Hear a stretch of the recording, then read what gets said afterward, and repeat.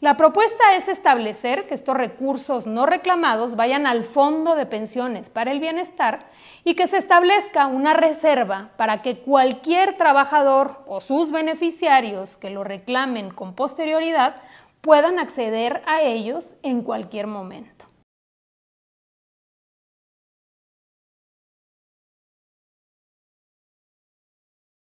Actualmente se está discutiendo en la Cámara de Diputados una reforma muy importante para crear el Fondo de Pensiones para el Bienestar. ¿Cuál es el objetivo? Primero comencemos con los antecedentes. En 1997 y en 2007, es decir, durante los gobiernos del presidente Ernesto Zedillo y Felipe Calderón, se aprobaron reformas al sistema de pensiones para pasar de un sistema de ahorro solidario a cuentas individuales administradas por las AFORES. Si bien la promesa del momento fue la garantía de una pensión digna, la realidad es que impidió que el 75% de los trabajadores pudieran acceder a una pensión y quienes sí lograron jubilarse bajo este esquema están recibiendo en promedio 30% de su salario, cuando antes recibían el 90%. Es por eso que en 2020, a propuesta del presidente López Obrador, se aprobó una reforma que fundamentalmente cambió en tres cosas. Primero, se redujeron las semanas de cotización necesarias para poder acceder a una pensión de 1,250 a 750 con incrementos paulatinos hasta llegar a 1,000. Número 2, se incrementó la cuota patronal de forma progresiva para pasar de una aportación del 5% hasta llegar al 13% en 2030.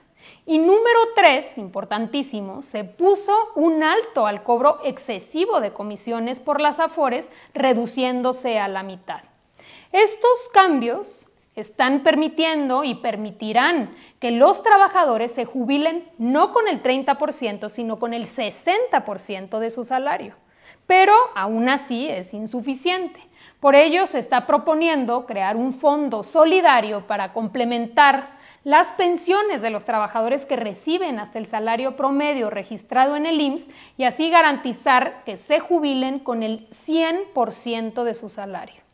El Fondo de Pensiones para el Bienestar será administrado por el Banco de México y tendrá como fuente de financiamiento el 70% de los recursos que se obtengan por la incautación de bienes hoy administrados por el Instituto para devolverle al pueblo lo robado, el 25% de las utilidades provenientes de las empresas paraestatales operadas por SEMAR y SEDENA, como es el caso del Tren Maya, del Tren del Istmo de Tehuantepec, de Mexicana de Aviación, entre otras.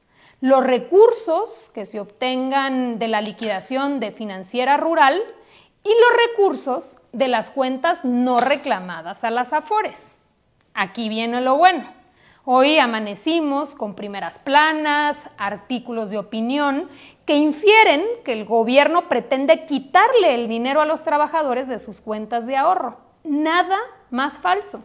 Al contrario, hoy la ley ya establece que las AFORES tienen la obligación de transferir los recursos de las cuentas no reclamadas al IMSS.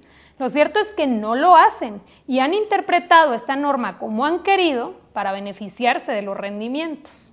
Para darnos una idea, de un monto cercano a 40,000 millones, únicamente han transferido cerca de 1,500 y para colmo, cobran comisiones. La propuesta es establecer que estos recursos no reclamados vayan al Fondo de Pensiones para el Bienestar y que se establezca una reserva para que cualquier trabajador o sus beneficiarios que lo reclamen con posterioridad puedan acceder a ellos en cualquier momento. Así que, en conclusión, no se tocan los recursos de los trabajadores, el derecho a reclamarlo es imprescriptible y, por supuesto, que número 3, hay un evidente interés de las AFORES en desinformar.